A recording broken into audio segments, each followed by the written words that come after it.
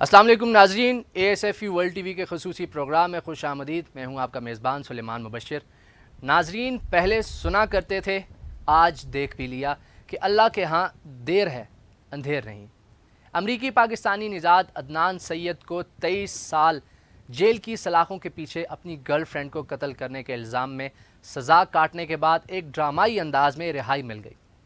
عالمی خبر رساں ادارے کے مطابق عدنان سید کو 2000 میں اپنی سابق گرل فرینڈ کے قتل کے الزام میں عمر قید کی سزا سنائی گئی تھی، تاہم اب عدنان سید کو رہائی مل چکی ہے۔ عدنان سید کی گرل فرینڈ ہے من لی کی لاش فروری 1999 میں بالٹیمور کے جنگل میں ایک قبر سے ملی تھی۔ فرانزک رپورٹ کے مطابق لڑکی کو گلا گھونٹ کر قتل کیا گیا تھا۔ چونکہ عدنان سید مقتولہ سے پیار کرتے تھے، اس لیے قتل پر پہلا شک پاکستانی نوجوان پر ہی گیا، اور بدقسمتی سے ان کے موبائل کی لوکیشن بھی قتل گاہ پر پائی گئی تھی۔ عدنان سید اس وقت صرف 19 سال کے تھے جب انہیں حسد اور جلن کے باعث گرل فرینڈ کو قتل کرنے کے الزام میں صرف موبائل لوکیشن ہونے کی وجہ سے عمر قید کی سزا سنائی گئی تھی۔ حالانکہ اس زمانے میں موبائل ڈیٹا اتنا قابل اعتماد نہیں ہوا کرتا تھا۔ عدنان سید نے کبھی جرم کا اعتراف نہیں کیا تھا، بلکہ ہمیشہ اپنی بے گناہی پر ثابت قدم رہے، تاہم سزا کے بعد کی گئی تمام اپیلز کو مسترد کر دیا گیا۔ اس دوران عدنان سید کی خاندان کی دوست رابعہ چودھری رحمت کا فرشتہ بن کر آئیں۔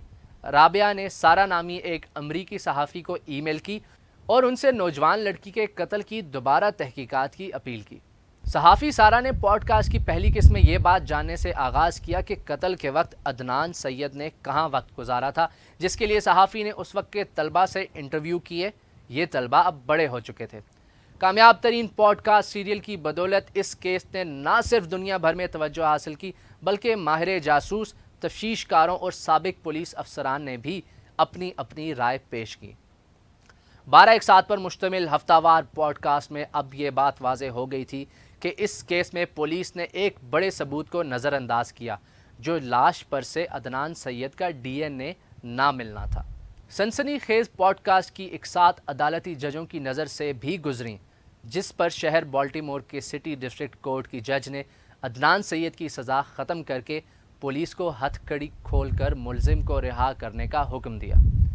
رہائی کا حکم سنتے ہی کمرہ عدالت میں عدنان سید، ان کے اہل خانہ اور دوستوں میں خوشی کی لہر دوڑ گئی۔ اب عدنان سید 42 سال کے ہو چکے ہیں اور بالوں میں سفیدی آ گئی ہے۔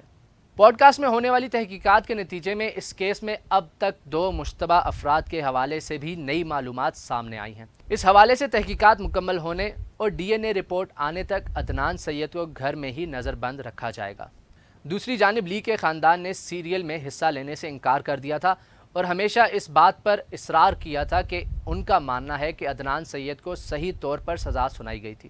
لی کے خاندان نے صحافیوں کو بتایا کہ پوڈ کاسٹ نے ان کے زخموں کو دوبارہ تازہ کر دیا ہے۔ انہوں نے یہ بھی کہا کہ انہیں یقین ہے کہ پوڈ کاسٹ کے ذریعے لوگوں کو غلط معلومات دی گئی ہیں، اور انہیں اس بات پر افسوس ہے کہ بہت کم لوگ مقتولہ لی کے حق میں بات کر رہے تھے۔